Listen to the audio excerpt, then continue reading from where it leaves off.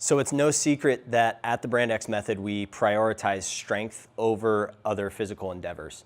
And that's for quite a few reasons, but the largest reason is that we found that strength has the biggest adaptation and the biggest changes that it causes physiologically for children. And that strength carries over to other physical endeavors that we do inside of the gym. It positively impacts our muscular endurance. It will help positively impact our power output, our speed. So several things are positively impacted by just simply increasing our strength. And at the Brand X Method, we've prioritized two very simple movements. They're known as the slowest lifts. And those two lifts are the back squat and the deadlift. So we've got the back squat and the deadlift. And we like these two lifts for very specific reasons, 3 reasons to be exact. The first is that these two lifts provide longevity.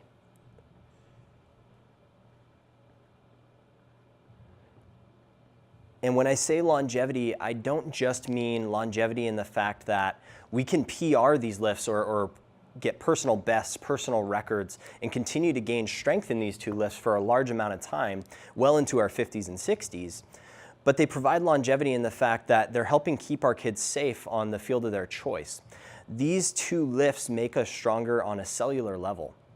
And so when we provide that impact to a child, now they have the proper musculature surrounding their joints, the proper motor patterns surrounding their movement, so that when they go and they play soccer or they play volleyball, they're not coming back to us injured. In fact, they're coming back to us completely uninjured and they're thriving. They're ready for the next season inside of their sport.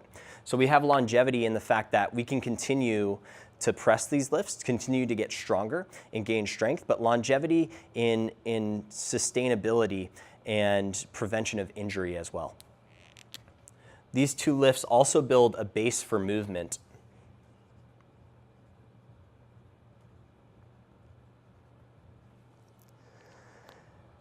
The back squat and the deadlift are very simple movements. They're pieces and parts of more complex movements. So if I teach the back squat and I perfect the position of the back squat for 6 months, it's going to be very simple for me as a coach to then teach the overhead squat position with the arms over the head, external rotation of the shoulder, nice lockout, and the bar path remaining over the center of the foot as the athlete squats down. If I perfect the back squat, I can then teach the receiving position of the clean. It's very simple and they transfer over to more complex movements. The deadlift does the exact same. If I teach the deadlift for 6 months and I perfect those positions, then it's really simple for me to teach the first pull in the clean or the snatch. They also have broad impact.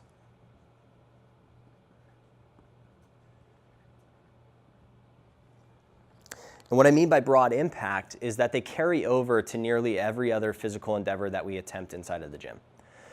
If my back squat increases by 50 pounds, my clean and jerk goes up, my snatch goes up. If my deadlift increases by 50 pounds, I'm able to sprint faster. And at the Brand X Method, in fact, what we've seen is that the kids who squat the heaviest on the platform can also jump the highest. The kids who can deadlift the most weight on the platform can also sprint the fastest. So they positively impact not just the squat and the deadlift, but almost every other thing that we attempt. The biggest concern here with parents and with coaches, when the term strength training or weight training with children comes up, there's a little catchphrase that you'll hear a lot of people say. And that catchphrase is, it's built around a myth, and that is the myth of growth plate injuries.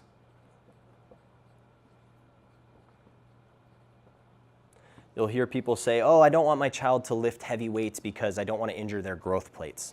That couldn't be further from the truth. Epiphyseal plate fractures or growth plate fractures occur from acute injury or traumatic injury. So things like a car crash or falling down the stairs, impact type injuries. There was a study that was done by a man named Avery Feigenbaum, where he looked at hospital records across the US and he looked at a 14-year span. It was 1976 to 1990. And he looked at those hospital records and specifically was looking for growth plate injuries due to kids and weightlifting. And what he found across 14 years, that there was a total of 6 epiphyseal plate fractures with kids due to weightlifting. So across 14 years, a total of 6 injuries inside of the United States. We can safely assume that there was more than 6 children lifting weights across those years inside of the US. But beyond that, those 6 injuries had some serious commonalities. Number one, they were done with no supervision. They were done with an unknown load.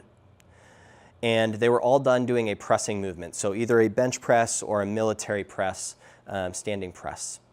These injuries happen without supervision, and they happen when the child doesn't even know what they're doing. They don't know the weight that they're attempting. They don't know the technique that they're supposed to be performing.